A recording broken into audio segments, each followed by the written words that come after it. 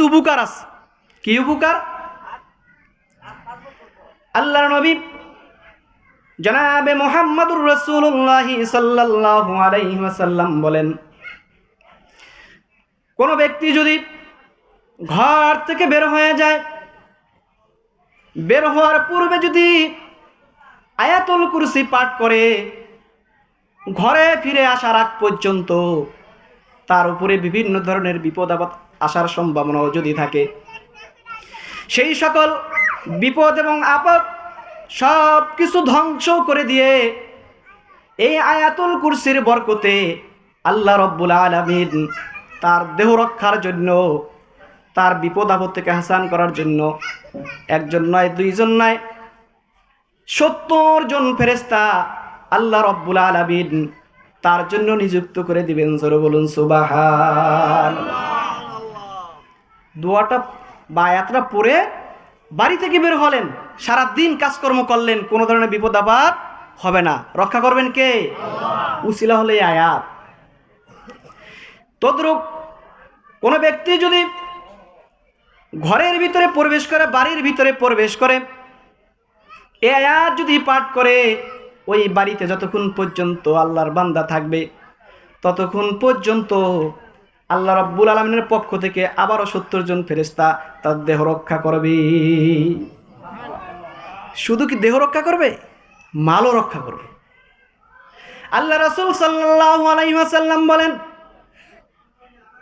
এই আয়াত পাঠ করে যদি তার মাল নিরাপত্তার নিয়ত করে, আল্লাহ রাব্বুল আলামিন স্পেশাল ভাবে তার ফেরেশতা দিয়া তার মালামালগুলো রক্ষা করে নেবেন। 1 ইঞ্চি পরিমাণও তার মালামাল নষ্ট হবে না। ভাইয়েরা আমার, বন্ধুগণ আমার, পর্দার অন্তরালের মা ও বোনেরা, গভীর মনোযোগ দিয়ে শুনুন। আল্লাহর নবীর একজন সাহাবী, নাম হলো আবু হুরায়রা রাদিয়াল্লাহু তাআলা আনহু। তার নাম হলো আব্দুর রহমান, কিন্তু তার নাম কেন আবু হুরায়রা হলো? আবু হুরায়রা এর বাংলা অর্থ হলো বিড়াল ছানার পিতা। কোনো মানুষকে যদি বিড়াল ছানার পিতা বলে তাহলে মানুষ রাগ করবে কি করবে না? আপনারা করবেন না? মানুষ রাগ করে বলে, এই গরুর বাচ্চা, বলে না? তা রাগ করে সেও, যে আমাকে গরুর সাথে সম্বোধন করলো, আমি হলাম আশরাফুল মাখলুক, শ্রেষ্ঠ জাতি, আমাকে বললো গরু, আমার বাপেকে বললো গরু, আমার মাকেও বললো গরু, এটা মেনে নেওয়া যায় না। কিন্তু একজন সাহাবী, তাকে বলা হয় আবু হুরায়রা, বিড়াল ছানার পিতা। তার রহস্য কিছু আছে না নাই? আবু হুরায়রা কেন হলো? হযরত আবু হুরায়রা রাদিয়াল্লাহু তাআলা আনহু ছোট্ট একটা বিড়ালের বাচ্চা পালতো। আপনারা পালেন না? বাড়িতে পালবেন। বিড়ালের বাচ্চা পাললে অনেক উপকার হয়, সেই ব্যাখ্যা আমি করতে এখানে বসি নাই। তবে এতটুকু বলি, বিড়াল বাড়িতে থাক বা না থাক, বিড়াল বাড়িতে থাক বা না থাক, মাছ খাওয়ার পরে কাটা এবং গোশ খাওয়ার পরে হাত, এগুলো কখনো পানির ভিতরে ফালাবেন না, কখনোই ফালাবেন না। এগুলো আলাদা করে ফালাইলে কুকুর আসুক আর বিড়াল আসুক খাইতে পারবো, আর বাড়িতে থাকলে তো তারা খাবেই, এটা ওদের খাবার, নষ্ট করবেন না। তা আবু হুরায়রা রাদিয়াল্লাহু তাআলা আনহু ছোট্ট একটা বিড়ালের বাচ্চা পালতেন। বিড়াল এমন একটা প্রাণী, এই প্রাণীটা যদি একবার পোষ মেনে যায়, মানুষের পিছন পিছন ঘুরে, মানুষের বাড়ি থাকে, সারাদিন যেদিক সেদিকে যাক না কেন, রাত্র যখন ঘনিয়ে আসে, সন্ধ্যা যখন ঘনিয়ে আসে, বিড়ালের বাচ্চাটা তার মালিকের বাড়িতে চলে আসে এবং কি মালিকের পাশেই ঘুমাইয়া যায়। এরকম ঘটনা বাড়িতে ঘটে কি ঘটে না? আবু হুরায়রা রাদিয়াল্লাহু তাআলা আনহু বিড়ালের বাচ্চা পালেন।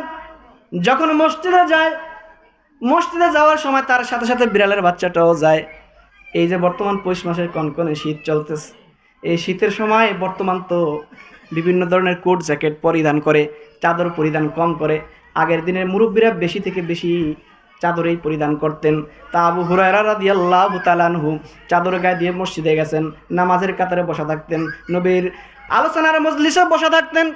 ওই সময় চাদরের ভিতরে বিড়ালের বাচ্চা প্রবেশ করত, আবার মাঝে মধ্যে বের হয়ে আসতো, আবার দৌড় দিয়ে ভিতরে প্রবেশ করত।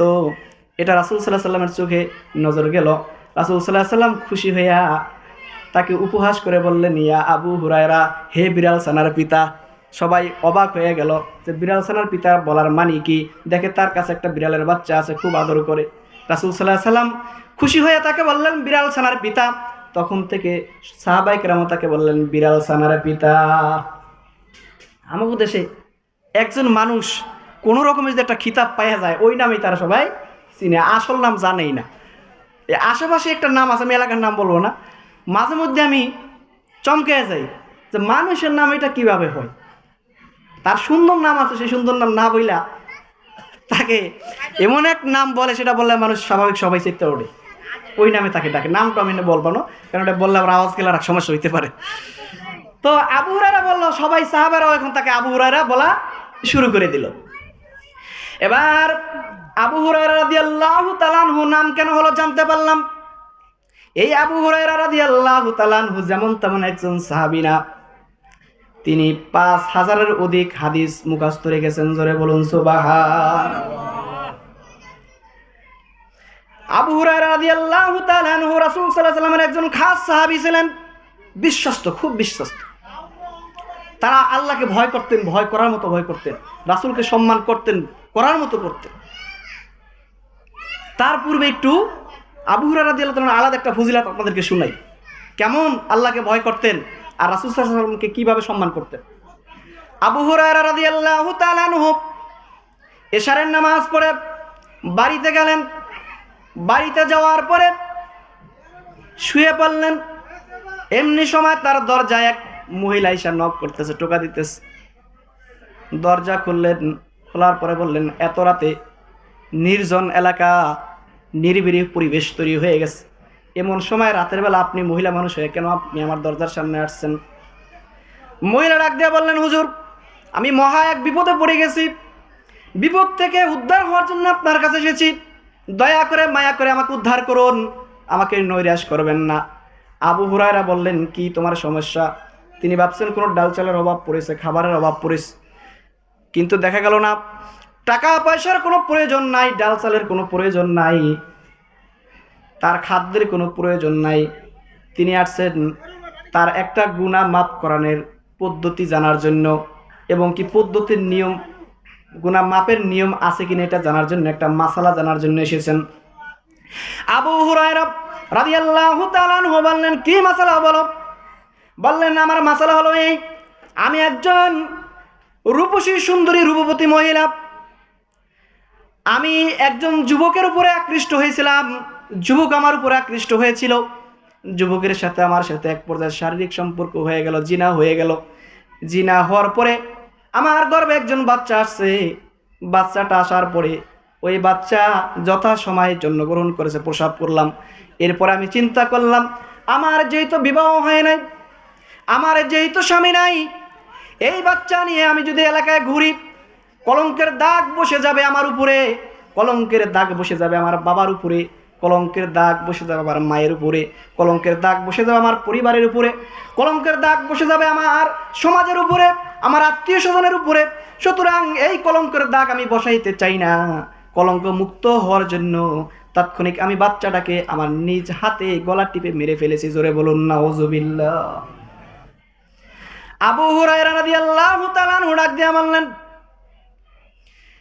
তুমি এত বড় একজন খারাপ মহিলা, এত বড় একজন গুনাহগার মহিলা, তুমি নিজেও হালাক হইলা, একজন বাচ্চাকেও হালাক করলাম, এরপর আমার কাছে আবার মাসালা জানার জন্য এসেছো। আমি তো ভয় পাইতেছি আল্লাহ পাক রব্বুল আলামিন কখন যেন গজব নাজিল করে দেয়, ওই গজবে তোমার সাথে সাথে না কেন আমার উপরে পড়ে যায়। সুতরাং তুমি আমার কাছ থেকে দূরে সরে যাও, তোমার ব্যাপারে আমার কাছে কোনো সমাধান নাই, কারণ তুমি এত বড় গুনাহ করে আমার সামনে এসে দাঁড়াইলা, তোমার কি একটু লজ্জাও হলো না? মহিলা অসহায় হয়ে কাঁদতে কাঁদতে চলে গেল। এবার আবু হুরায়রা রাদিয়াল্লাহু তাআলা আনহু বিছানায় শুয়া চিন্তা করতেছেন, আমি কাজটা করলাম কি? এখান থেকে একটা শিক্ষা নেবেন। এখন যেই কজন বসছেন আমার এরাই কিন্তু আসল শ্রোতা। কেন বললাম? এরা নামাজ কালাম পড়েন, এরাই এই মাসালাগুলো জানার দরকার বেশি। ইমাম সাহেব থাকতে কোনো মুসল্লি মাসালা দিবেন? কথা কেন দিবেন? মাসালা দিব ইমাম সাহেব, আপনারা কেন দিবেন? ইমাম রাখছেন না? ইমাম মানে কি সবার ঊর্ধ্বে। তা আবু হুরায়রা ভাবতেছে না, আমি যে মাসালা দিয়া দিলাম, আল্লাহর নবী তো এখনো মারা যায় নাই, সে তো আমাদের কাছ থেকে বিদায় নেয় নাই, তিনি আমাদের মাঝে বিদ্যমান থাকা অবস্থায় আমি কেনই সমাধান দিলাম? আমার মনে হয় ভুল হয়ে গেছে। আল্লাহর নবীর কাছে গেলে একটা সমাধান থাকতেও পারে, আছে না সমাধান? এবার আবু হুরায়রা রাদিয়াল্লাহু তাআলা ঘুম বাদ দিলেন, আরামের ঘুমকে হারাম করে দিয়ে রাসূল আকরাম সাল্লাল্লাহু আলাইহি সাল্লামের হুজরায় চলে গেলেন। যা বললেন, ইয়া রাসূলুল্লাহ, ইয়া হাবিবাল্লাহ, আমি এত বড় একটা ভুল করে ফেলেছি, আমার মনে হয় বড় ভুল হয়ে গেছে, কারণ আপনি বিদ্যমান থাকা অবস্থায় মাসালাটা দেওয়া আমার ঠিক হয় নাই। বললেন, হ্যাঁ, তুমি কেন দিলা? এই মাখলুকের মালিক তো তুমি না, তুমি মাসালার উত্তর পারো না, আমার কাছে পাঠাইবা, আমার কাছে নিয়ে আসবা, তুমি কেন তাকে তাড়াইয়া দিলা? এটা তো তোমার উচিত হয় নাই। আবু হুরায়রা রাদিয়াল্লাহু তাআলা আনহু এবার হতভম্ব হয়ে গেলেন, আমি কি কাজটা করলাম, কত বড় ভুল করে ফেলেছি।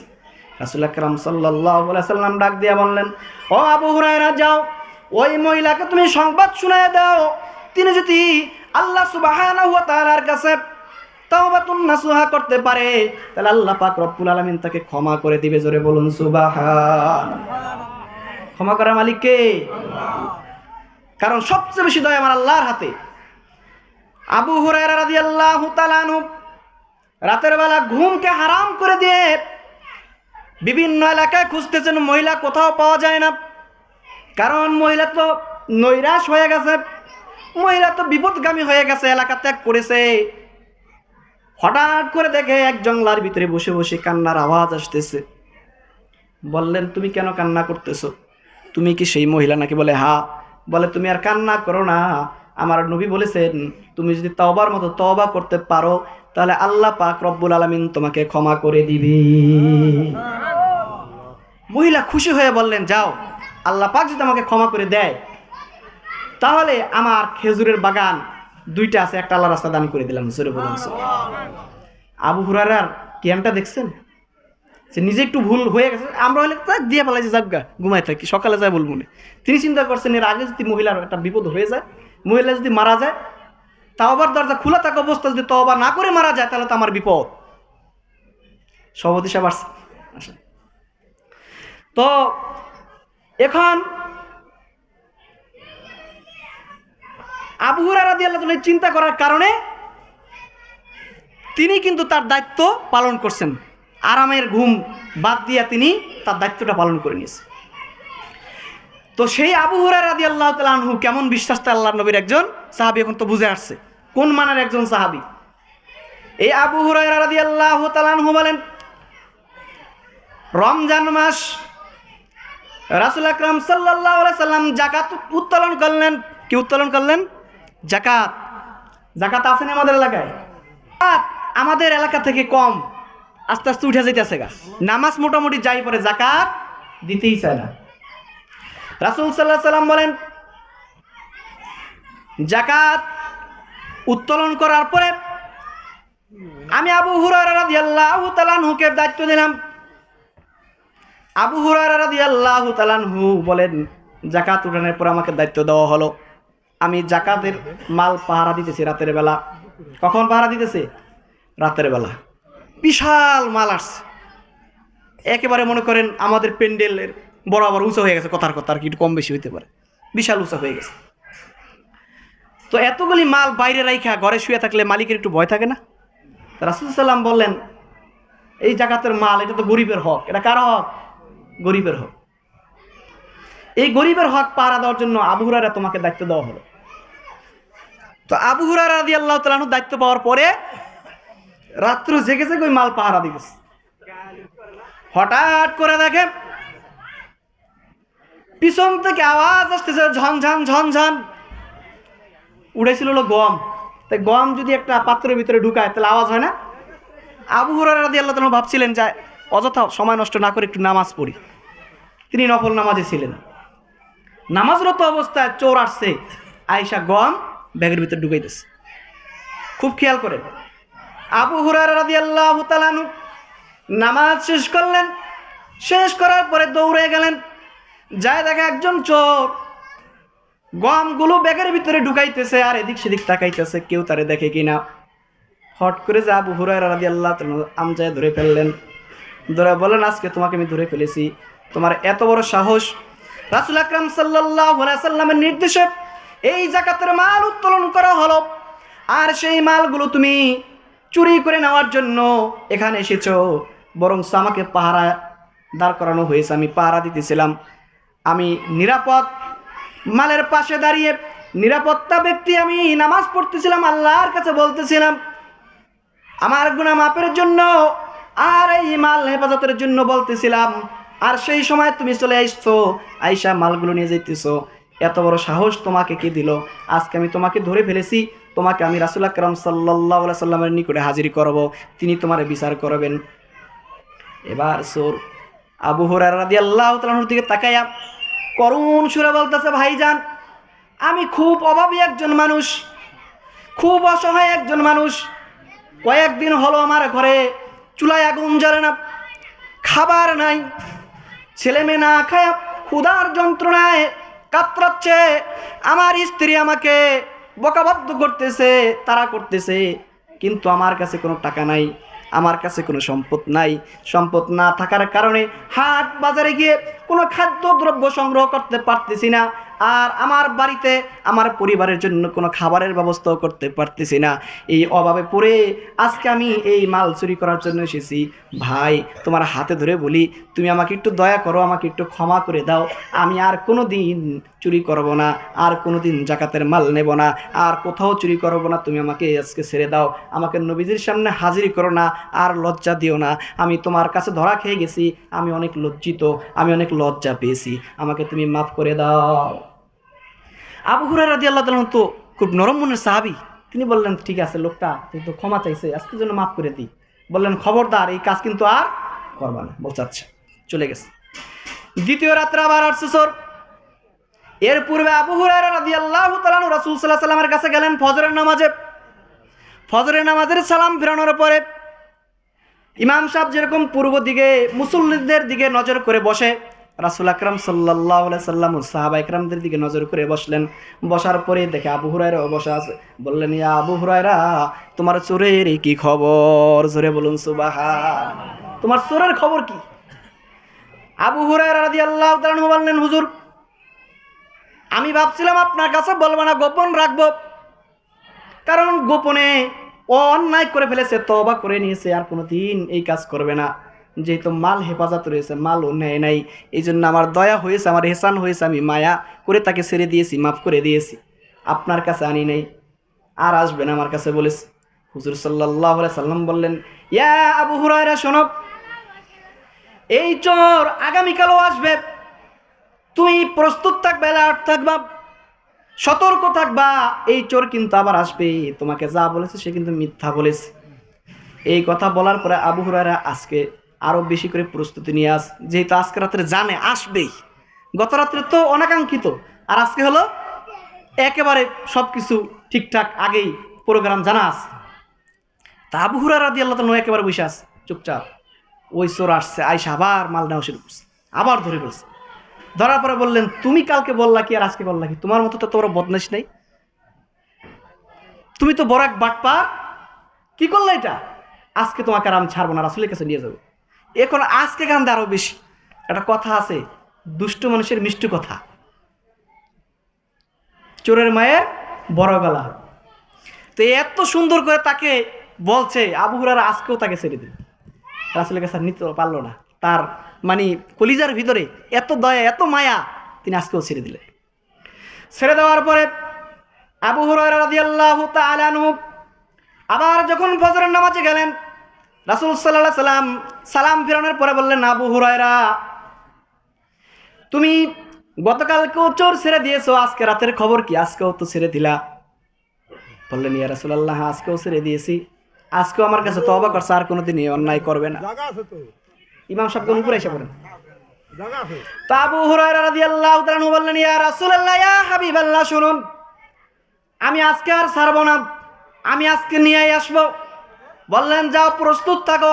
আবার চোর আসলেন। আসার পরে আবু হুরায়রা রাদিয়াল্লাহু তাআলা তৃতীয়বারের মতন আবার ধরে ফেললেন। ধরার পরে এবার যতই উনয় বিনয় করে আবু হুরায়রা রাদিয়াল্লাহু তাআলা বলতেছে, না না, আজকে তোমাকে আর ছাড় দেব না, আজকে আর ছাড়বো না, একে একে তোমাকে পিছনে 2 দিন ছাড়ছি, আজকে ছাড়লে আমার আর চাকরি থাকবো না। আজকে আমি তোমাকে ছাড়বো না, আজকে নিয়েই যাব। আবু হুরায়রা রাদিয়াল্লাহু তাআলা আনহু ডাক দিয়ে বলতেছেন, ভাই তুমি আমাকে ছেড়ে দাও, আমি তোমাকে এমন এক দৌলত দিব, এমন এক দৌলতের, এমন এক সম্পদের অনুসন্ধান দিব, খবর দিব, খোঁজ দিব, যেটা পাওয়ার পরে তোমার কোনো কষ্ট করা লাগবে না, রাত জেগে থেকে তোমার পাহারা দেওয়া লাগবে না, এবং কি তোমার সম্পদের অভাব হবে না, এবং কি তোমাকে কেউ মারতেও পারবে না, তোমার শরীরে নিরাপত্তা থাকবে, তোমার বাড়ির নিরাপত্তা থাকবে, তোমার আসবাবপত্রের নিরাপত্তা থাকবে, এমন এক সম্পদ তোমাকে আমি দেব। এই যুগের মানুষ যদি হয়তো মনে করতো যে কিছু টাকা পয়সা দিব অথবা কিছু ধন সম্পদ দিব, কিন্তু আবু হুরায়রা বলতেছেন, আমাকে ধন সম্পদের লোভ দেখায় কোনো লাভ নাই, আমি তোমাকে ছাড়বো না, কারণ সাহাবা কেরাম তার ঘুষ খায় না। আবু হুরায়রা রাদিয়াল্লাহু তাআলা শক্ত করে ধরলেন, বললেন, না না, আজকে তোমাকে মেরে ছাড়বো না। চোর বলতেছে, ভাই আজকে আমাকে ছেড়ে দাও, আমি এমন এক সম্পদ তোমাকে দিব, এমন এক দৌলত তোমাকে দিব যেটা তুমি কখনো জানতে না, আজকে পাওয়ার পরে তুমি আনন্দিত হবে, খুশি হইবা। তখন আবু হুরায়রা রাদিয়াল্লাহু তাআলা বললেন, কি দিবা একটু শুনি। এবার আবু হুরায়রা রাদিয়াল্লাহু তাআলা শুনতেছেন, চোর বলতেছে, তোমার রাত্র জেগে আর পাহারা দিতে হবে না, তোমাদের কোরআনুল কারীমের মধ্যে সূরাতুল বাকারার 255 নম্বর আয়াত, আয়াতুল কুরসি, এই আয়াতটা যদি পাঠ করে তুমি যদি শুয়ে পড়ো, তোমার সমস্ত মালামালের পাহারা দেওয়ার দায়িত্ব আল্লাহ পাক রব্বুল আলামিন নিজে নিয়ে নেবে, এবং কি তোমার শরীর পাহারা দেওয়ার জন্য ফেরেশতারা দাঁড়ায় থাকবে। এই আয়াতুল কুরসির কারামাতি হলো আমাদের গোটা বিশ্বের ওলিদের কারামাতি, জোরে বলুন সুবহানাল্লাহ। বরফের আব্দুল কাদের জিলানী রাহমাতুল্লাহি আলাইহির কোনো কারামাতি নাই, ইমামে আজম আবু হানিফা রাহমাতুল্লাহি আলাইহির কোনো কারামাতি নাই। কারামাতি হলো এই কোরআনের, কারণ আল্লাহ পাক রব্বুল আলামিন হযরত মূসা নবী আলাইহিস সালামকে একটা মুজিজা দান করেছিলেন, সেই মুজিজার নাম হচ্ছে একটা লাঠি। আর রাহমাতাল লিল আলামিন জনাবে মুহাম্মদ নবী সাল্লাল্লাহু আলাইহি সাল্লামকে একটা মুজিজা দান করেছেন, সেটার নাম হলো কোরআন, জোরে বলুন সুবহানাল্লাহ। মূসা আলাইহিস সালামের লাঠির মুজিজা মূসা আলাইহিস সালাম পর্যন্তই ছিল। মূসা আলাইহিস সালামের পরে ওই লাঠি দিয়ে কেউ আর মুজিজা দেখাইতে পারে নাই, কেউ সাপ বানাইতে পারে নাই, সাপ থাক দূরের কথা, অজাগার থাক দূরের কথা, একটা কিচ্ছাও বানাইতে কেউ পারে নাই। কিন্তু আল কোরআনুল কারীম 1450 বছর পূর্বে নাজিল হয়েছে। এই কোরআন দিয়ে রাসূল আকরাম সাল্লাল্লাহু আলাইহি সাল্লাম গোটা মানব জাতিকে মুজিজা দেখাইছেন। এই কোরআন দিয়ে সাহাবায়ে কেরাম মুজিজা দেখাইছেন, কারামাতি দেখাইছেন, আউলিয়ায়ে কেরামগণ কারামাতি দেখাইছেন। বর্তমান সময় ওলিগণ এটা দিয়ে কারামাতি দেখান, এর বাইরে যদি কোনো কিছু দিয়ে কারামাতি দেখায় তাহলে বুঝতে হবে তারা আসলে আল্লাহর ওলি না, তাদের ভিতরে কিছু ভেজাল আছে। কোরআনের বাইরে কোনো মুজিজা আর কারামাত হতে পারে না। যাই হোক বন্ধুগণ আমার, তো আমি বলছিলাম কত বড় দামি এক আয়াত, যে আয়াতের নাম হলো আয়াতুল কুরসি। যে আয়াত পাঠ করলে শরীরের নিরাপত্তা হয়, মালের নিরাপত্তা হয়, বাড়ির নিরাপত্তা হয়, গাড়ির নিরাপত্তা হয়, জনসমাগমের নিরাপত্তা হয়, কোনো ধরনের বিপদ আপদ হয় না। এরপরে আসেন মানুষকুলের পরে আর একটা জাতি আমাদেরকে বিভ্রান্ত করে কি করে না? আল্লাহ রাব্বুল আলামিন দুই শ্রেণীর মাখলুকের হিসাব নেবেন। কয় শ্রেণীর? এক শ্রেণী হলো মানুষ, আর এক শ্রেণী কি? জিন। মিনাল জিন্নাতি ওয়ান নাস। শয়তান কয় প্রকার? মানুষ শয়তানটা ঠিক কইলাম, আর জিন শয়তানটাও কইছে, এটা যদি ভাঙি নাকি, এটা ভাঙতেছি আমি। শয়তান দুই প্রকার। মানুষ শয়তানি থেকে নিরাপদ, চুরি ডাকাতি থেকে বাইসা গেলেন। আর জিন শয়তান কয়েক প্রকারের, যেটাকে বলা হয় ভূত। ভূত বলতে কিছু আছে পৃথিবীতে? কথা বলে না। ভূত বলতে কিছু আছে? কিচ্ছু নাই। ওই জিনের ভিতরেই খারাপ কিছু আছে। মানুষের ভিতরে একজন হয় চোর, একজন হয় বাটপা, একজন হয় চিটা, একজন হয় দালাল, একজন হয় ঘুষখোর, আর একজন হয় সুদখোর, হয় না? আপনাদের ভিতর আছে কিনা আমি জানি না, আমি কারো চিনি না ওইভাবে। তো মানুষের ভিতরে বিভিন্ন প্রকারের যেরকম বদমাশি শয়তানি আছে, জিনের ভিতরে এরকম ভাগ আছে। মানুষের ভিতরে কিছু মানুষ আছে গোসল করে কম, কিছু মানুষ আছে গোসল করে বেশি, আছে না? কুড়িগ্রাম আমার শ্বশুরবাড়ি এলাকায় এক লোক আছে, দুলু পাগলা। দূরের মানুষ, তার নাম পেলাম, কি চেনবো না, মারামারিও লাগবো না। এই দুলু পাগলা পানি খায় না, বিশ্বাস করেন আর না করেন, ভাত খাওয়ার পরে পানি খায় না। ডালটা ভাত দিলে ডাল চিপড়ায় ভাত খাইবো, ডাল খাইবো না। এই ধরনের ওনার একটা অভ্যাস। আবার অনেক এলাকা দেখা যায় কাঁচা গোস্ত কাঁচা মাছ খাইয়া বলে, এরকম মানুষ আছে না? তো জিনের ভিতরে এরকম কিছু আছে, খাচ্চর আছে কিছু, পিসাচ আছে কিছু, অগরেই বলা হয়, মানুষে বলে ভূত। তো যাই হোক, ওই যে আবু হুরায়রা রাদিয়াল্লাহু তাআলা আনহুকে বলল তোমাকে আমি এই দৌলত দান করতেছি। এখন আবু হুরায়রা রাদিয়াল্লাহু তাআলা আনহু দৌলত পাইয়া তাকে ছাড়িয়ে দিচ্ছে। রাসূল সাল্লাল্লাহু আলাইহি ওয়াসাল্লামের কাছে গেলেন ফজরের নামাজের পরে। রাসূল সাল্লাল্লাহু আলাইহি ওয়াসাল্লাম বললেন তোমার চোরের আজকে খবর কি, আজকেও ছাড়িয়ে দিলা? বললেন ইয়া রাসূলুল্লাহ ছাড়িয়ে দিছি কি আর এমনে, যেই জন্য আমি 3 রাত জাগ্রত থাকা লাগছে। এখন আর আমার জাগ্রত থাকা লাগবো না, কারণ আমাকে এমন এক শিক্ষা দিয়ে গেছে, এমন এক বিষয়ের সন্ধান দিয়ে গেছে, এমন এক সিকিউরিটি দিয়ে গেছে, যে সিকিউরিটি থাকলে আমার আর সিকিউরিটি দেওয়া লাগবে না। সেটা কি? বললেন হুজুর আয়াতুল কুরসির কথা বলছে। বললেন শোনো, ওই লোককে তুমি চেনো? বলেন না। বললেন এই লোকটা আসলে একজন ইবলিস, শয়তান। যদিও প্রথম 2 দিন মিথ্যা কথা বলেছে, আসবো না বলেও আসছে, কিন্তু তৃতীয়বার তোমাকে যেই কথাটা দিছে এটা বলছে সত্যি। জোরে বলুন সুবহানাল্লাহ। তাহলে বোঝা গেল এই আয়াত থেকে মানুষ শয়তান থেকেও নিরাপদ, জিন শয়তান থেকেও নিরাপদ।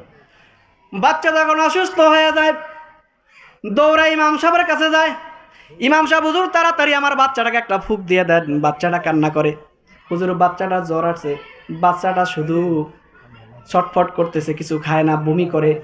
আমাদের কাছে গেলে এখানে ইমাম সাহেবরা ডাইনে আছে, বামে আছে, সামনে কয়েকজন আছে, ইমাম সাহেব সাক্ষী, তাদেরকে জিজ্ঞেস করে নিয়েন। ইমাম সাহেবদের কাছে গেলে সর্বপ্রথম যে অ্যান্টিবায়োটিক দেয় সেটা হলো আয়াতুল কুরসি। জোরে বলুন সুবহানাল্লাহ।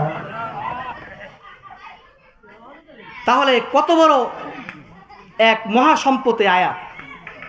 আসুন সময়ের দিকে লক্ষ্য রেখে আমরা সামনের দিকে একটু আগায় যাই।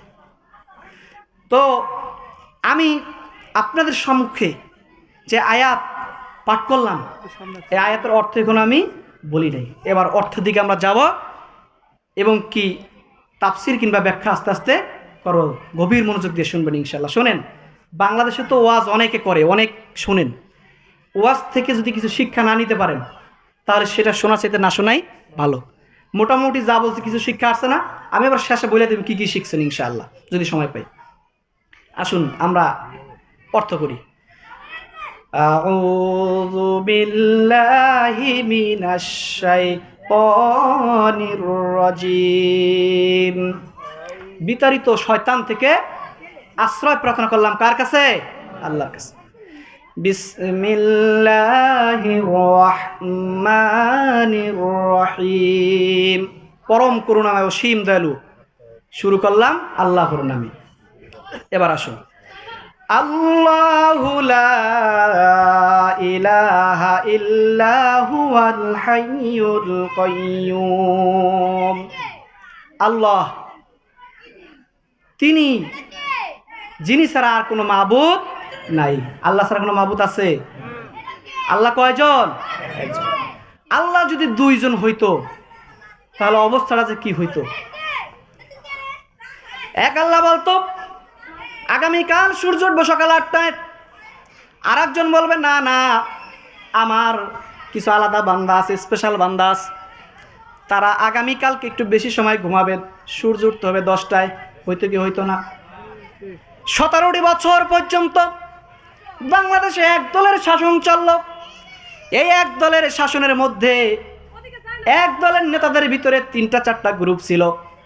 একই সম্মেলনে যাবে, একই প্রধান অতিথি আসবে, একই মাইক দ্বারা বক্তব্য করবে, একই প্যান্ডেলের নিচে সবাই যা বসবে, একই স্টেজে নেতাকর্মীরা আসবে। কিন্তু যখন মিছিল নিয়ে যায় তখন একজন বলে আমার সাথে যেতে হবে, আর একজন বলে আমার সাথে যেতে হবে। এবার সাধারণ পাবলিক বলে ভাই আমি তো আগে ওয়াদা দিয়েছি অমুকের সাথে যাব, তখন সে বলে না না আমার সাথেই যেতে হবে। হয়েছে কি হয় নাই? আমি কি কারোর বিরুদ্ধে কিছু বলছি? বোঝানোর জন্য বলছি, আপনার কথা বলেন না কেন? এরকম হয় নাই? হয়েছে। আল্লাহ যদি 2 জন থাকতো তাহলে এরকমই আল্লাহ বলতেন আমার স্পেশালভাবে সকাল 8টায় সূর্য উঠাইতে হবে, আর একজন বলতেন না আমার 6টা বাজে উঠাইতে হবে। একদল মিছিল বার করতো 6টা বাজে কেন উঠাইলো এই সূর্য আমরা মানি না মানি না, আর একদল বলতো 8টার আগে দিলে সেটা আমরা মানি না। হইতো কি হইতো না? এই জন্য একজন হওয়া ভালো না 2 জন হওয়া ভালো? আল্লাহ যে এক, এর ভিতরে কোনো সন্দেহ আছে? আল্লাহ সুবহানাহু ওয়া তাআলা বলেন কুল হুয়াল্লাহু আহাদ আল্লাহুস সামাদ লাম ইয়ালিদ ওয়া লাম ইউলাদ ওয়া লাম ইয়াকুল লাহু কুফুয়ান আহাদ। আল্লাহ বলেন, হ্যাঁ নবী আপনি বলে দিন আল্লাহ এক, আল্লাহুস সামাদ, আল্লাহ বেপরোয়া বেনিয়াজ, তিনি কারো মুখাপেক্ষী নন, তিনি কারো ধার ধারে না, তিনি যা ইচ্ছা তাই করতে পারেন। লাম ইয়ালিদ, তিনি কাউকে জন্ম দেন নাই, ওয়া লাম ইউলাদ, তিনি কারো থেকে জন্ম নেন নাই, তিনি কারো সন্তানও না এবং তারও কোনো সন্তান নাই। আসেনি? যদি তার সন্তান থাকতো বেজাল হইতো কি হইতো না? সৌদি আরবে যখন যুবরাজ ক্ষমতা দখল করে নিয়ে গেল, আল্লাহর যদি একজন বাচ্চা থাকতো সে বলতো, তুমি কোটি কোটি বছর ধরে এই পৃথিবী চালাইতেছ, সুতরাং এখন তোমার বয়স হয়ে গেছে, তোমার বেলু লুজ হয়ে গেছে গা, সুতরাং তুমি এখন আর এই পৃথিবী চালাইতে পারবা না, এখন ক্ষমতাটা আমার কাছে দাও, আমি চালাবো, কারণ সারা বিশ্বের যুবকেরা এখন আমারে চায়। এমন হইতে হইতো না? এই জন্য আল্লাহ বলছেন আমার কোনো সন্তান নাই আর আমিও কারো সন্তান না। ওয়ালাম ইয়াকুল লাহু কুফুয়ান আহাদ, আর আমার সমকক্ষ কেউ নাই। আল্লাহর সমকক্ষ কেউ আছে নাকি? নমরুদ পারে নাই, সাদ্দাত পারে নাই।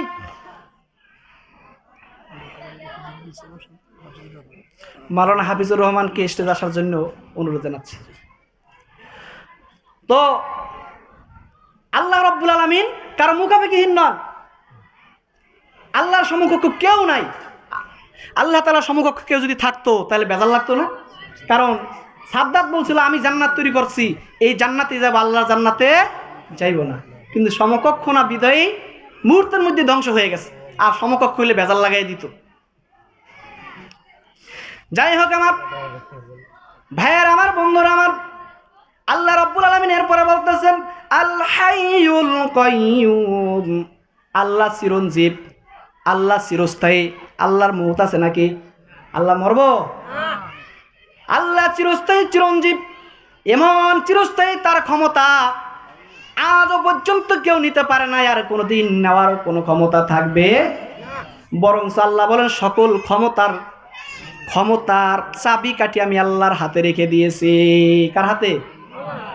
তাবারাকাল্লাযী বিয়াদিহিল মুলকু ওয়া হুয়া আলা কুল্লি শাইইন কাদির।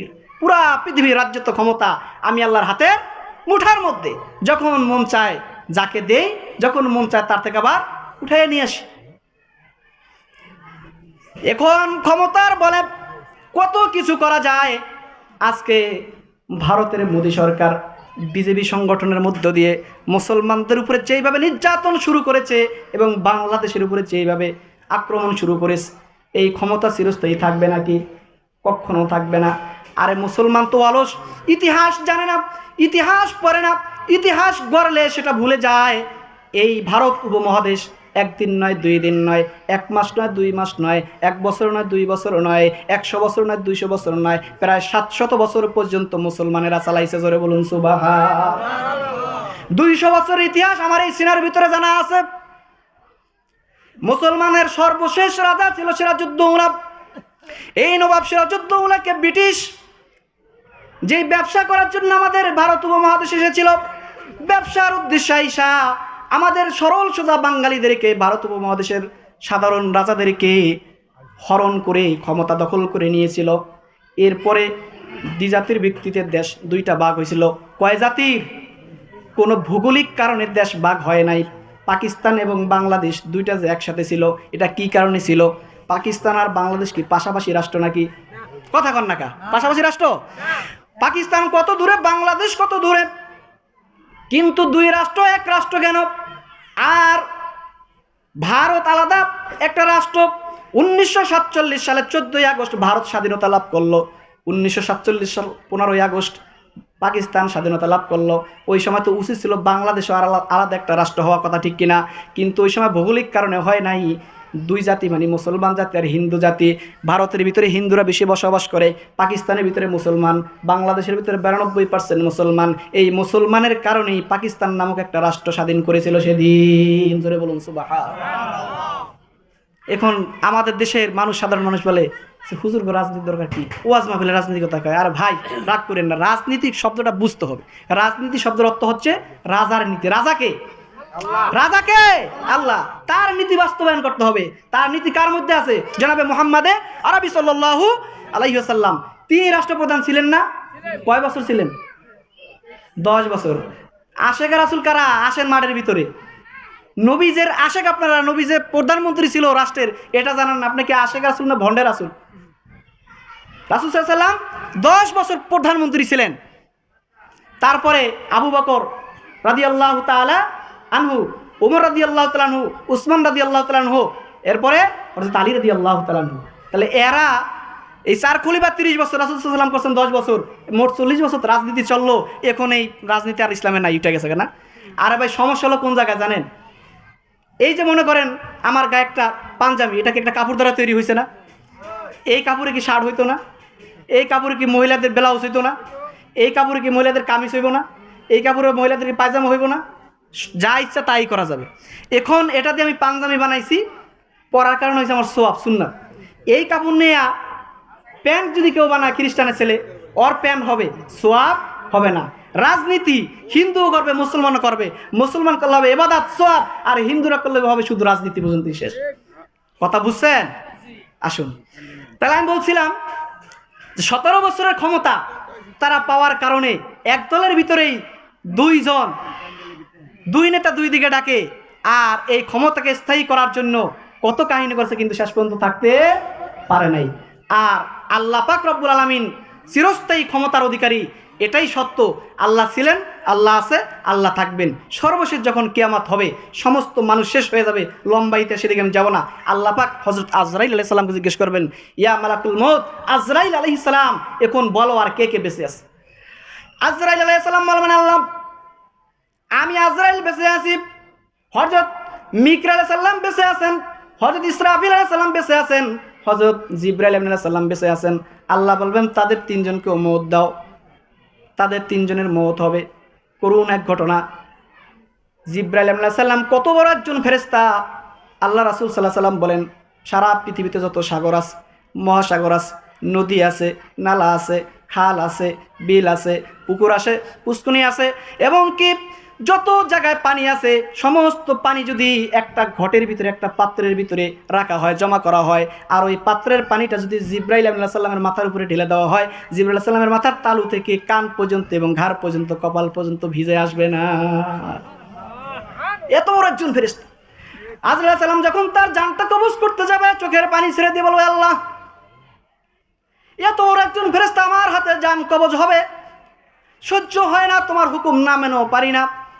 জিবরাইল আলাইহিস সালামের জানটা কবজ হয়ে যাবে, ইসরাফিল আলাইহিস সালামের জানটা কবজ, মিকাইল আলাইহিস সালামের জানটা কবজ হবে। শেষমেশ বলবে, আল্লাহ আমি শুধু তোমার সামনে। আল্লাহ বলবেন, আর কেউ নাই? বলে, না, আমি শুধু আজরাইল আছি। আল্লাহ বলবেন, ইয়া মালাকুল মউত, মউত তুমিও মারো। মালাকুল মউত বলবে, আল্লাহ আমি যদি জানতাম আমার জানটা আমার কবজ করতে হবে, তোমার ইজ্জতের কসম, আমার এই দায়িত্বকে আমি কখনো আমার করে নিতাম না, এই দায়িত্ব আমি কখনোই নিতাম না। এত বড় কঠিন কাজ মানুষের উপরে সারা জীবন আমার এই পৃথিবীতে মানুষ পাঠানোর পরে মৃত্যু প্রথম যার হয়েছে তার থেকে শুরু করে, প্রথম তুমি যে হাবিলকে মেরেছিলা, ওই হাবিল থেকে শুরু করে কিয়ামতের আগ পর্যন্ত যে মানুষটাকে মারলাম, সর্বশেষ জিবরাইল আলাইহিস সালামকে মারলাম, এই পর্যন্ত সকল মানুষের জানগুলো আমি মারছি। আমি জানি জান কবজটা কত কঠিন। এখন আমার জানটা আমার কবজ করতে হবে, এটা আমি যদি জানতাম তাহলে আমি কোনো দিন এই দায়িত্ব গ্রহণ করতাম না। যাই হোক, আল্লাহ বলবেন, ইয়া মালাকুল মউত, মউত তুমিও মারো। মালাকুল মউত তখন মারা যাবেন। মারা যাওয়ার পর আল্লাহ একটা ডাক দিয়ে বলবেন, এখন ক্ষমতা কার হাতে? আল্লাহ সেদিন ডাক দিয়ে বলবেন, এখন কোথায় আছে আইনাল জাব্বারিন? কোথায় আজকে স্বৈরাচারেরা? কোথায় আজকে বাহাদুরি যারা করেছিল দুনিয়ার? কোথায় নমরুদ? কোথায় উদ্বা? কোথায় সাহেবা? কোথায় ফেরাউন? কোথায় সাদ্দাত? কোথায় হামান? আজকে কোথায় বিজেপি সরকার? আজকে কোথায় স্বৈরাচার সরকার? যত দলমত নিয়ে মানুষের উপরে অত্যাচার করেছিল, আজকে তোমরা কোথায়? তোমাদের রাজ্য তো কোথায়? তোমাদের সিংহাসন কোথায়? তোমাদের দেশ কোথায়? ইতিহাস সাক্ষী দেয় সেই দিন সব কিছু একটা মাঠে পরিণত হয়ে যাবে। জোরে বলুন সুবহান। এই দুনিয়াটাই হবে হাসরের ময়দান। তাহলে রাজ্য তো আমাদের না, রাজ্য তো স্থায়ী না, তো রাজা স্থায়ী কিভাবে হবে? আর আল্লাহ স্থায়ী, তার রাজ্য তো স্থায়ী। এই জন্য বলছেন আল হাইয়ুল কাইয়ুম, তিনি চিরঞ্জীব, চিরস্থায়ী। জোরে বলুন সুবহান। এরপর আল্লাহ রাব্বুল আলামিন বলেন, লা তাখুযুহু সিনাতু ওয়ালা নাওম। আমি আল্লাহর কোনো ঘুমানি নাই, আমার কোনো তন্দ্রা নাই, আমার কোনো ঝিমানি নাই। আমরা কিছুক্ষণ যদি হুজুরের বয়ান ঠান্ডা বয়ান হয়, এক জায়গায় ইমাম দিব বলে হুজুর ইমাম লাগবো, কেন লাগবো? আমাকে হুজুরের বয়ান ভাল লাগে না। কেন ভাল লাগে না? হুজুরে যখন বয়ান করে তখন আমরা ঘুমাইয়া যাই, মসজিদের ভিতরে যা ঘুমাইয়া পড়ি আমরা। তো আল্লাহ বলতেছেন আমার ঘুমও নাই, তন্দ্রাও নাই, ঝিমানিও নাই, ঝেমেও না। আমরা অনেক সময় ঝিমি, কিন্তু আল্লাহ পাক ঝিমে না।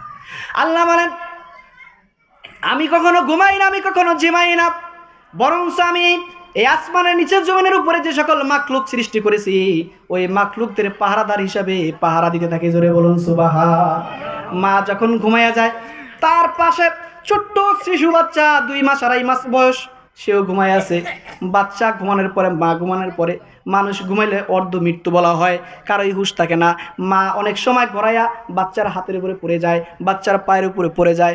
বাচ্চা চিল্লান দিয়ে বলতে পারে না, যেহেতু কথাই বলতে পারে না, বাচ্চা বলতে পারে না মা হাত সরাও, পা সরাও, কষ্ট হইতেছে, জানটা বের হয়ে গেল, সরাও, বলতে পারে না। কিন্তু ইতিহাসে খুব কম সংখ্যক ছাড়া বেশি সংখ্যক বাচ্চাই তো আল্লাহ পাক বাঁচাইয়া তোলে কি তোলে না? ওই সময় হাত সরাই কে? আল্লাহ তাআলা ফেরেশতাদের মাধ্যমে হাত সরায় নেন। এই জন্য আল্লাহ বলতেছে আমার কোনো ঝিমানি নাই, ঘুমানি নেই, বরং তোমাদেরকে ঘুম দান করেছে। আল্লাহর পয়গম্বর হযরত মূসা নবী আলাইহিস সালাতু ওয়াস সালাম তুর পাহাড়ে উঠলেন। ওঠার পরে বলেন আল্লাহ তোমার সাথে অনেক কথা হলো, এবার তোমার সাথে আমি একটা কথা জানতে চাই, শেয়ার করতে চাই। সেটা হলো তুমি কি ঘুমাও না? আমি মূসা আলাইহিস সালাম সারাদিন দাওয়াতি কাজ করার পরে ঘুমাইয়ে পড়ি, আমার ক্লান্তি আসে, তোমার কি কোনো ক্লান্তি হয় না? তোমার কি ঘুম হয় না? আল্লাহ রাব্বুল আলামিন বললেন মূসা তুমি এক গ্লাস পানি নিয়ে আস। মূসা আলাইহিস সালাম যেহেতু রসিক মানুষ ছিল, বলতেছে আল্লাহ পানি কি পান করবা নাকি? আল্লাহ বলেন আমি আল্লাহ কখনো খাই না। জোরে বলুন সুবহান। মূসা আলাইহিস সালাম পানি নিয়ে গেলেন, যা বললেন আল্লাহ কি করব? আল্লাহ বললেন পানির গ্লাস নিয়ে পাথরের উপরে দাঁড়ায় থাকো। পাথরের উপরে দাঁড়ায় রইলেন। দাঁড়ানোর পরে আল্লাহ পাক রব্বুল আলামিন কোনো কিছুই বলেন না। মূসা আলাইহিস সালাম ভাবছেন কিছুক্ষণ পরে আল্লাহ একটা কোনো নির্দেশ দিবেন, কোনো কিছু বলবেন, সেটা আমি পালন করব। কিন্তু আল্লাহ কিছুই বলে না। দাঁড়ায়া থাকতে থাকতে থাকতে থাকতে হঠাৎ করে তার একটা তন্দ্রা আসলো, ঝিমানি আসলো। ঝিমানি আসার সাথে সাথে গ্লাসটা হাত থেকে পড়ে গেল। মানুষ ঘুম আসলে হাত পা নরম হয়ে যায়, অটোমেটিক ছেড়ে দেয়। গ্লাসটা হাত থেকে পড়ে গেল, সঙ্গে সঙ্গে গ্লাসটা চূর্ণ বিচূর্ণ হয়ে গেল। গ্লাসের ভাঙ্গার আওয়াজে মূসা আলাইহিস সালামের ঘুম ভেঙে গেল। জেগে বললেন আল্লাহ আমার হাত থেকে গ্লাস পড়ে গেল, তুমি তো পানি কিছুই করতে বললা না। আল্লাহ রাব্বুল আলামিন বলেন আমি তো এটাই তোমার পরীক্ষা করার জন্য বলেছিলাম। তুমি ঘুমানোর কারণে তোমার হাত থেকে ছোট্ট একটা গ্লাস পড়ে গেল, ভেঙে গেল। আমি আল্লাহ রাব্বুল আলামিন যদি ঘুমাইতাম 7 আসমান 7 জমিন ভেঙে চূর্ণ বিচূর্ণ হয়ে যাইতো। তাহলে বোঝা গেল আল্লাহ ঘুমায়।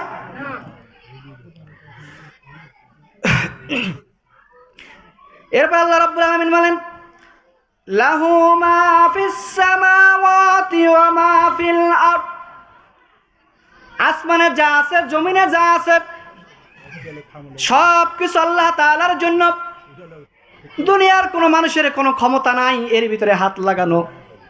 এত বড় একটা আসমান, কত উঁচা আসমান, কিন্তু আজও পর্যন্ত কোনো বৈজ্ঞানিক বলতে পারলো না আটলান্টিক মহাসাগরের ভিতর দিয়ে আল্লাহ পাক সুপে চাপে ভারত সরকারের মতন একটা খুঁটি আসমানের লাগে ফিক দিয়ে রাখছে। বলতে পারছে নাকি? পারে নাই। অন্য অন্য দেশের সরকাররা এক দেশ থেকে আর এক দেশ থেকে গ্যাস চুরি করে নিয়ে যায়, সাগরের নিচ দিয়ে পাইপের লাইন করে। কিন্তু আল্লাহ পাক রব্বুল আলামিন যদি বড় বড় মহাসাগরের ভিতরে দিয়া একটা খুঁটি লাগাই দিতেন, পারতেন কি? পারতেন না। কিন্তু আল্লাহ পাক সকল মানুষকে এই দৃশ্য দেখাই দিয়েছেন যে পুরা পৃথিবীর ভিতরে এই আসমান খাড়া রাখার জন্য কোথাও আমি একটা খুঁটি ব্যবহার করি নাই। কত বড় আসমান! আল্লাহ বলতেছেন যা আছে আসমানে, যা আছে জমিনে, সব কিছু আল্লাহর জন্য। আসমানটা আমরা দেখি স্বাভাবিক, আমাদের মাথা থেকে কয়েক হাত উপরে হবে, কয়েক হাজার হাত হয়তো উপরে হবে, কিন্তু না না, আল্লাহ রাসূল সাল্লাল্লাহু আলাইহি সাল্লাম বলেন এই জমিন থেকে আসমানটা হলো 500 বছরের রাস্তা। ওই 500 বছরকে ক্যালকুলেটর কিভাবে করবেন? বর্তমান সর্বশেষ যেই রকেট আবিষ্কার হবে, আল্লাহ নবীর হাদিস অনুযায়ী আমি বলতে পারি ওইটারও 500 বছরের উপরে লাগবে, তারপরও যাইতে পারবে না। এমনি করে একটা না দুইটা না, কয়টা? 7 আসমান। আল্লাযী খালাকা সাবআ সামাওয়াতিন তিবাকা। কয়টা? 7টা। একের পর এক আসমান সাজাইছেন। সাজানোর পরে সেগুলি আবার খালি রাখে নেই, সেগুলি আবার সাজাইছেন। এই যে সোলা কাপড় দিয়ে আগে সামিয়ানা হইতো, আর এখন সামিয়ানা লাগে আবার ফুল দিয়ে দেয়, বল দিয়ে দেয়। তা আল্লাহ পাকের আসমান এরকম অনেক কিছুতে সাজাইছেন, সেদিকে আলোচনা করতে গেলে রাত শেষ হবে, ওদিকে যাবো না। তো 7টা আসমান, এক আসমান থেকে আর এক আসমানের দূরত্ব 500 বছরের রাস্তা, 7টা আসমান চিন্তা করছেন। আবার ওটা এক একটা আসমান মোটাও হলো 500 বছরের রাস্তা। আল্লাহ রাব্বুল আলামিন যে আসমানগুলো তৈরি করেছেন, প্রথম আসমানটা হলো সাদা মার্বেল পাথর দ্বারা তৈরি করেছেন। দ্বিতীয় আসমানটা আল্লাহ পাক রব্বুল আলামিন মজবুত লোহা ধাতু দ্বারা সৃষ্টি করেছেন। তৃতীয় আসমানটা আল্লাহ পাক মজবুত তামা ধাতু দ্বারা সৃষ্টি করেছেন। তৃতীয় আসমানটা আল্লাহ পাক রব্বুল আলামিন রূপা ধাতু দ্বারা সৃষ্টি করেছেন। পঞ্চম আসমানটা আল্লাহ পাক রব্বুল আলামিন স্বর্ণ দ্বারা সৃষ্টি করেছেন। ষষ্ঠ নম্বর আসমানটা আল্লাহ পাক লাল ইয়াকুত পাথর দ্বারা সৃষ্টি করেছেন। সপ্তম নম্বর আসমানটা আল্লাহ পাক রব্বুল আলামিন সাদা মরমর পাথর দ্বারা সৃষ্টি করেছেন। জোরে বলুন সুবহান। আবার এই জমিনের নিচেও 7টা তবক রেখেছেন, 7টা স্তর রেখেছেন। আমরা যেখানে আছি এটা তো আমরা দেখি পৃথিবী, ভূপৃষ্ঠ, ভূতল, তলাতল, মহাতল, পাতাল ও রসাতল, তাহতা সাজারা, এই 7টা স্তর দিয়ে আল্লাহ পাক রব্বুল আলামিন এই জমিনকে সৃষ্টি করেছেন। এজন্য আল্লাহ বলছেন লাহু মা ফিস সামাওয়াতি ওয়াল আরদ, লাহু মা ফিস সামাওয়াতি ওয়া মা ফিল আরদ, যা আছে আসমানে যা আছে জমিনে সব কিছু আমি আল্লাহর জন্য। জোরে বলুন সুবহান। এরপর আল্লাহ রাব্বুল আলামিন বলেন মান আল্লাযী ইয়াশফাউ ইনদাহু ইল্লা বিইযনিহি। আল্লাহ রাব্বুল আলামিন বলেন এমন কে আছে আমার সম্মুখে আমার বিনা অনুমতিতে সুপারিশ করবে? আছে কেউ? কে বলছেন? হুঙ্কারটা কে দিছেন? আল্লাহ। এখন আমাদের দেশে অনেক আউলিয়া বেরিয়ে গেছে, অনেক বাবা বেরোইছে, অনেক দরবেশ বেরোইছে, তারা নাকি আল্লাহর কাছে সুপারিশ করে নিয়ে যাবে, কিন্তু সুপারিশ করার জন্য যে অনুমতি লাগবে সেইটা বেটার জানা না। দেওয়ানবাগী বিশ্বের নাম শুনছেন না? মুরিদ আছেন এখানে কেউ? এইটা সবচেয়ে খারাপ, তো এই জন্য এটা একটু উদাহরণ দিই, এটা চেতনার দরকার আছে। এই বদমাশ তো মারা গেছে, তো এর একটা মুরিদদেরকে শিক্ষা দেওয়া ছিল যে নামাজ পড়তে হবে না, যা নামাজে বসে তাসবিহ আদায় করলেই নামাজের হক আদায় হয়ে যাবে। জোরে বলুন নাউজুবিল্লাহ। তা আমি চিন্তা করলাম একজন পীর হলে তো কিছু শয়তানিও তো শিখছে, না শিখলে তারা আপনি বলতে পারেনি, তা কই তোন পাইলো এই কথাটা? দেখবেন গায়িকা নায়িকা আউল বাউল যারা ওরা কিছু কিছু কোরআন শরীফের হাদিস শরীফের কথা বলে আর কি। তো আমি চিন্তা করলাম এটা পাইলো কই? খোঁজাখুঁজির পরে পাইলাম যে মহিলাদের নামাজ মাপ আছে না কিছুদিন, প্রত্যেক মাসে 3 দিন 5 দিন 7 দিন অসুস্থ থাকে না, এই কয়দিন নামাজ তাদের জন্য আল্লাহ পাক মাফ করে দিয়েছেন। তো ওই সময় তারা যা নামাজে বসে তাসবিহ তাহলিল আদায় করবে। তো আমি চিন্তা করলাম ওই বেটা মুরিদ গো মনে মাসিক হয় না, এলে এই বেটার মুরিদ গো এই শিক্ষা কিভাবে দিল? তো না বোঝার কারণে কোন মাসালা কোন জায়গা যেয়া লাগাইছে। তো সুপারিশ করতে পারবো এটা আমিও বিশ্বাস করি, অলিগণ আলেমগণ হাফিজগণ আল্লাহর দরবারে সুপারিশ করবে, কিন্তু সুপারিশ করার পূর্বে কি লাগবে? অনুমতি লাগবে। কিন্তু এরা বলতেছে অনুমতি ছাড়াই। আল্লাহ বললেন এমন কে আছে বিনা অনুমতিতে আমার ছাড়া আমার সামনে সুপারিশ করবে? এমন কেউ নাই। বুঝা গেল অনুমতি লাগবে। এবার অনুমতি আনতে হলে তার হুকুম মান্না না না মান্না? আল্লাহ রাব্বুল আলামিন বলছেন কিয়ামতের ময়দানে সর্বপ্রথম হিসাব হবে কিসের? নামাজের। তার নামাজের প্রথম যদি হিসাব হয় তাহলে যখন নামাজের ভিতরে আমাদের ভুল ত্রুটি হয়েছে এটার জন্য তো প্রথম সুপারিশ লাগবে, লাগবে না? কারণ আমার নামাজে কবুল হয়েছে এটাকে আমি জানি, তো তখন সুপারিশ লাগবে। তো সেই সুপারিশটা করতে হলে ওই মাপের মানুষই তো লাগবে। এখন আমার নামাজ কবুল হয়েছে কি হয় না এটা আমি জানি না, আমি সেদিন সুপারিশ করতে পারবো এটা আমি বলি কি করে? কত বড় বুড়ক্ষ হইলে, কত বড় আহাম্মক হইলে এই কথা বলতে পারে? ছাগল হোক না।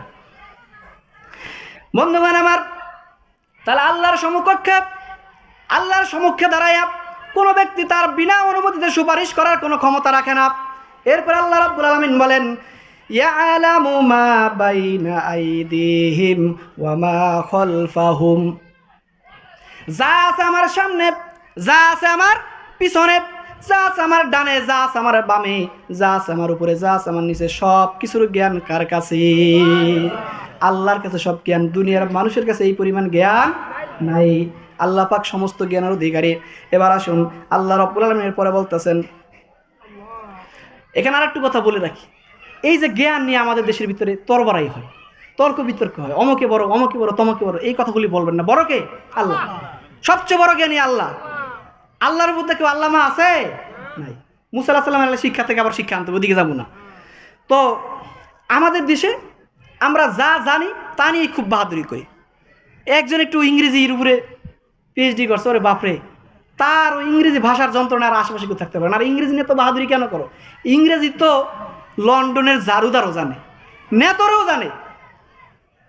আবার আলেমদের ভিতরে যে একটু ভালো আরবি জানে সে আর এক আলেম এটা গালি করে, আর ভাই তুমি এত আরবি জানছো এই জন্য কি হয়ে গেছো? সৌদি আরব যা ধো টয়লেট পরিষ্কার কথা আরবিতে কথা হইতেছে। এটা যার যার একটা মাতৃভাষা, 2-4-5টা ভাষার উপরে পিএইচডি করছো, ডক্টরেট অর্জন করছো, এই জন্য বেশি কিছু হয়ে যাও নাই। আদম আলাইহিস সালাম 40,000 ভাষার ডক্টরেট ছিলেন, জোরে বলুন সুবহানাল্লাহ। তার ছেলে আমরা। আর তুমি 2টা ভাষার ডক্টর হইছো, আমার বাবা ছিল কয় ভাষা? 40,000 ভাষা।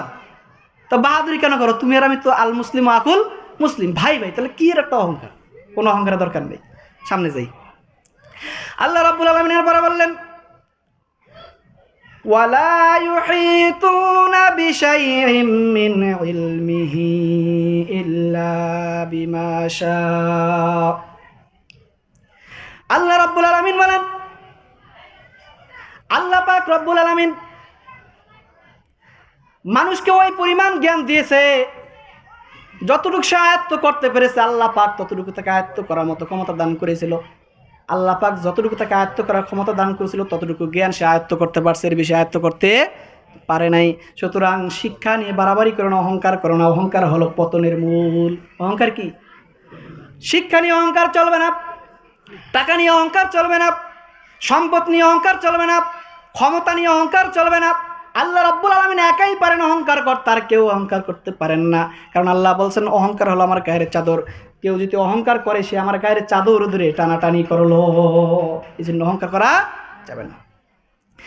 এরপর আল্লাহ রাব্বুল আলামিন বলেন ওয়াসিআ কুরসিয়ুস সামাওয়াতি ওয়াল আরদ। বন্ধুগণ আমার, এই যে আল্লাহ পাক রব্বুল আলামিন বললেন ওয়াসিআ কুরসিয়ুস সামাওয়াতি ওয়াল আরদ, আমি আপনাদেরকে প্রথমে বলছিলাম এমন এক সিংহাসন, এমন এক চেয়ার, যেই চেয়ারের নাম একটা আয়াত। 6666টা আয়াত আছে কোরআনে, তার ভিতরে একটা আয়াতের নাম আছে শুধু, আর কোনো আয়াতের আলাদা কোনো নাম নাই। আর সেই নাম হলো আয়াতুল কুরসি।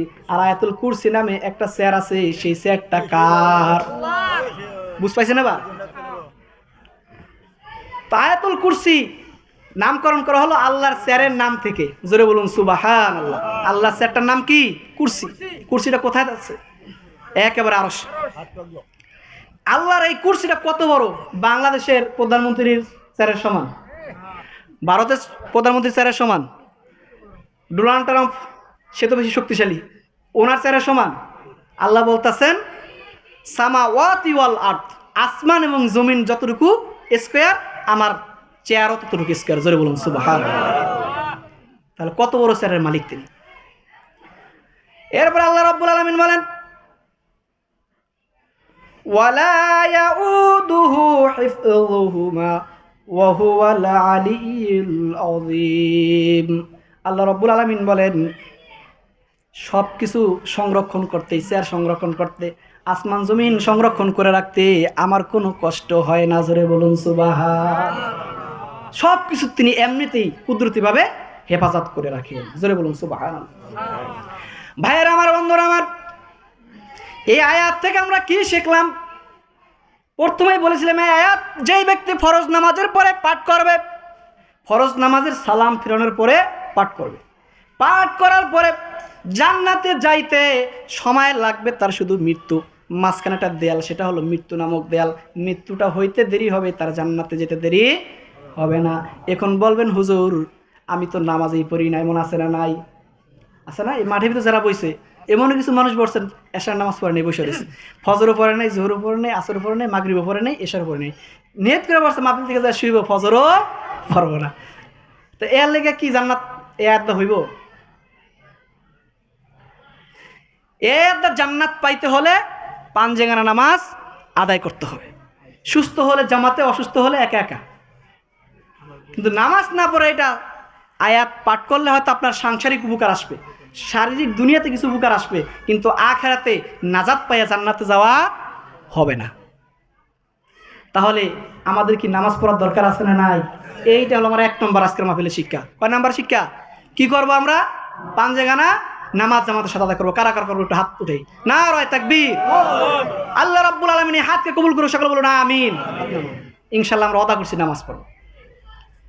ওখানে যারা দাঁড়ায় আছেন একটু বসে পড়েন, পরিবেশটা দেখতে সুন্দর হবে, বসেন। ভাইয়েরা আমার, বন্ধুরা আমার, এখন এই নামাজের সময় যখন হয়, বিশেষ করে গ্রাম এলাকায় যখন জোহরের আজান দেয়, মুয়াজ্জিন যখন বলে হাইয়া আলাস সালাহ, আসো নামাজের দিকে আসো, এবার বাড়িওয়ালা লুঙ্গি একখান কান্দলিছে, গোসলে যাইব, আজান হয়ে গেছে। এখন ঘর থেকে স্ত্রী ডাক দিয়ে বলে তুমি যে গোসলে যাও, পাকের ঘরে যে লাকড়ি ঢুকান লাগবো ভুলে গেছো নি, কাঁচা নিয়ে দিতেস, আনে লাকড়ি। যখন লাকড়ি আনা শেষ হয় গোসল করতে রওনা করে, এবার তার মনে পড়ে গেছে সে আর এক চকের ভিতরে কাঁচি রেখেছে, কাঁচি আনতে দুধ দেওয়া লাগবে, এখন কাঁচি আনতে গেছে। আবার যখন কাঁচি আনছে, আনার পরে মনে হইলো উঠানের ভিতরে ধান রোদ দিছে বা অন্য কোনো ফসল রোদ দিছে, আকাশে মেঘ করছে, বৃষ্টি আসতে পারে, ধান উঠাইতে যায়, এমন করে বিভিন্ন কাজের বাহানা দিয়া তখন তার ওই নামাজের উক্ত বাদ হয়ে যায়। জামাতে তো পড়েই না, অনেক সময় নামাজই বাদ দিয়ে এরকম হয় কি হয় না? আবার দেখা গেল এই নামাজের সময় ওই ব্যক্তি গল্প আড্ডায় মশগুল থাকে, এই নামাজের সময় ব্যবসা নিয়ে ব্যস্ত থাকে, এই নামাজের সময় ক্ষেত নিড়ানো নিয়ে ব্যস্ত থাকে, থাকে কি থাকে না? নামাজের সময় হয়ে গেলে অন্য কোনো কাজের দিকে যদি মন আপনার থাকে, বুঝতে হবে নামাজের দিকে আপনার মন নাই, মন হলো আপনার কাজের দিকে, তাহলে আপনার কাছে নামাজ বড় না কাজ বড়? জোরে বলুন, নামাজ বড় না কাজ বড়? এখন যেই ব্যক্তি নামাজ বাদ দিয়ে কাজ করলো, তার কাছে কোনটা বড়? কাজ বড় না? এই ব্যাপারে আল্লাহ রাব্বুল আলামিন বলছেন, فَأَمَّا مَنْ طَغَى وَآثَرَ الْحَيَاةَ الدُّنْيَا فَإِنَّ الْجَحِيمَ هِيَ الْمَأْوَى। আল্লাহ রাব্বুল আলামিন বলেন, যারা এই পার্থিব জীবনকে প্রাধান্য দিবে, কাজকে প্রাধান্য দিবে, ব্যবসাকে প্রাধান্য দিবে, কৃষি কাজকে প্রাধান্য দিবে, রাজনীতিকে প্রাধান্য দিবে, নেতাকে প্রাধান্য দিবে, ভাইকে প্রাধান্য দিবে, স্ত্রীকে প্রাধান্য দিবে, ছেলেকে প্রাধান্য দিবে, মেয়েকে প্রাধান্য দিবে, পুত্রবধূকে প্রাধান্য দিবে, মেয়ের জামাইকে প্রাধান্য দিবে, নাতিকে প্রাধান্য দিবে, পুতিকে প্রাধান্য দিবে, এইভাবে প্রাধান্য দিতে গিয়ে নামাজ ছেড়ে দিল, নামাজে গেল না। আবার আল্লাহ রাব্বুল আলামিন বলছে ঘুষ খেও না, সম্পত্তির লোভে সে ঘুষ ছাড়লো না, ছেলে নাই মেয়ে নাই, শুধু স্ত্রী আর সে, যাকে গ্রামের ভাষায় বলা হয় আটকুরা, সন্তানহীন, ওই বেড়ায় ঘুষ পাইলে ঘুষ ছাড়ে না, সুদ পাইলে সুদ ছাড়ে না। এই মানুষগুলো দুনিয়াকে বেশি প্রাধান্য দিছে না আখিরাতকে বেশি প্রাধান্য দিছে? আল্লাহ বলেন, ফাআম্মা মান তাগা ওয়া আসারাল হায়াতাদ দুনিয়া, তারা দুনিয়াকে বেশি প্রাধান্য দিয়েছে, ফাইন্নাল জাহিমা হিয়াল মাওয়া, তাদের জন্য একটা রাস্তা করে দিলাম, তাদের জন্য একটা স্থান রেখেছি, সেই স্থানটার নাম কি? জাহান্নাম। পক্ষান্তরে কোনো ব্যক্তি যদি ছেলের মায়া ত্যাগ করে, স্ত্রীর মায়া ত্যাগ করে, সম্পদের মায়া ত্যাগ করে, দালান কোঠার মায়া ত্যাগ করে, এই পৃথিবীর মায়া ত্যাগ করে, এইটা যদি শুধু সে ভাবে যে মৃত্যুর পরে আমার স্থান হবে কবর, আমার মৃত্যুর পরে যখন আমি চলে যাওয়ার পরে আমার সন্তানেরা আমাকে দাফন কাফনের ব্যবস্থা করবে, আমাকে গোসল করানোর পরে দাফন কাফন করে জানাজা করে যখন কবরস্থানের দিকে নিয়ে যাবে, কবরস্থানে শোয়া তারা বাড়িতে চলে আসবে, 2-3 দিন কান্নাকাটি করে তারা তাদের মতো চলবে, আমার কোনো খবর রাখবে। এরকম হয় কি হয় না?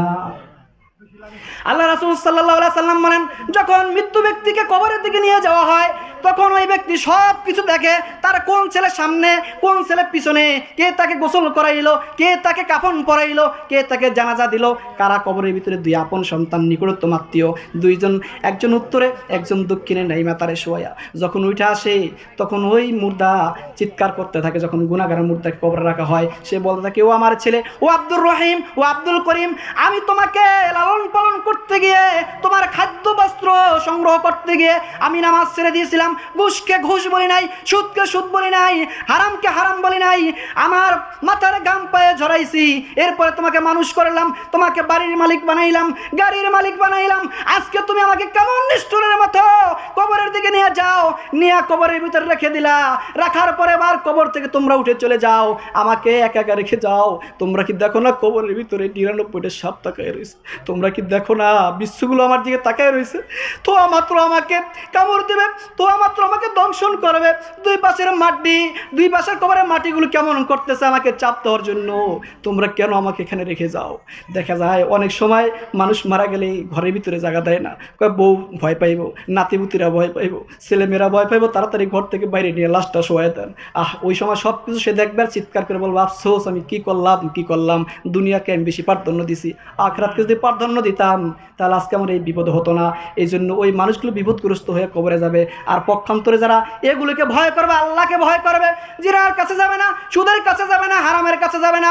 যেমন বাদশাহ হারুনুর রশিদ, তার সামনে তার রূপবতী একজন চাচাতো বোন ছিল, তার সাথে সম্পর্ক ছিল, তাকে নিয়ে গেল গভীর জংলায় যাওয়ার পরে তার সাথে প্রস্তাব দেওয়া হলো শারীরিক সম্পর্ক করা হবে। এবার বাদশাহ হারুনুর রশিদ বলল, তাড়াতাড়ি করো, আমার সময় শেষ হয়ে যাইতেছে। তার চাচাতো বোন ডাক দিয়ে বলল, ভাই রে, তুমি তো অনেক শক্তিশালী ক্ষমতাবান একজন ব্যক্তি, তুমি ইচ্ছা করলে যা ইচ্ছা তাই করতে পারো, তুমি তো জানো না আমাদের মৃত্যুবরণ করার পর আল্লাহর সামনে দাঁড়াতে হবে, এটার হিসাব দেওয়া লাগবে। কারণ বিবাহ হওয়ার আগে স্বামী স্ত্রী ব্যতীত এইভাবে শারীরিক সম্পর্ক করা সম্পূর্ণ হারাম, জিনা। এই জন্য আমি এটার ভয় পাইতেছি, তুমি কেন এটা করবা? তুমি কি আল্লাহকে ভয় পাও না? তোমার কি মৃত্যু হবে না? বাদশাহ হারুনুর রশিদের উপরে আল্লাহ তাআলার পক্ষ থেকে রহমত আসলো, ভয় ঢুকে গেল। ভয় ঢোকার সাথে সাথে তিনি তার সিদ্ধান্তকে ঘুরাইয়া নিয়ে বলল, না রে বোন, আমি এই কাজ করব না, তুমি আমাকে ছেড়ে দাও, আমিও তোমাকে ছেড়ে দিলাম, যাও চলে যাও। এটা তারা কি করছে?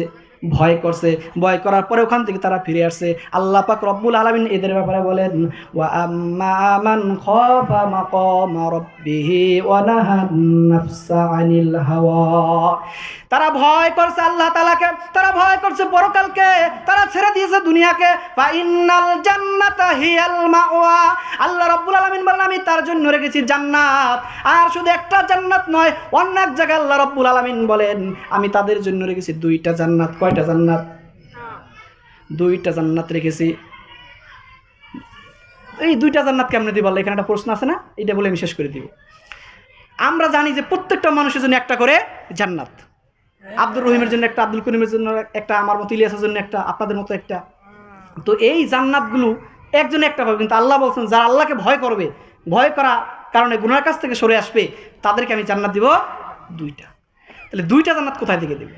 আল্লাহ রাসূল সাল্লাল্লাহু আলাইহি সাল্লাম বলেন, উতবার নামে একটা জান্নাত, সাহেবার নামে একটা জান্নাত, আবু জাহলের নামে একটা জান্নাত, নমরুদের নামে একটা জান্নাত, আবুল আহাবের নামে একটা জান্নাত, হামামের নামে একটা জান্নাত, এবং কি নমরুদের নামে একটা জান্নাত, সাদ্দাতের নামে একটা জান্নাত। এমন করে পৃথিবীতে যত কাফের আছে সকলের জন্য একটা করে জান্নাত বরাদ্দ ছিল। কিন্তু কাফের হয়ে যাওয়ার কারণে, হেদায়েত না পাওয়ার কারণে, কালেমা পড়ে মুসলমান হয়ে ইন্তেকাল করার কারণে তাদের জান্নাতগুলো লাল কালি দিয়ে, কথার কথা লাল কালি দিয়ে কাইটা, ওই জান্নাতগুলো যারা আল্লাহ রব্বুল আলামিনকে ভয় করে, ইবাদত করে, গুনার কাজগুলো ছেড়ে দেয়, আল্লাহ পাক রব্বুল আলামিন তাদেরকে দুইটা জান্নাত দান করবে। জোরে বলুন সুবহান।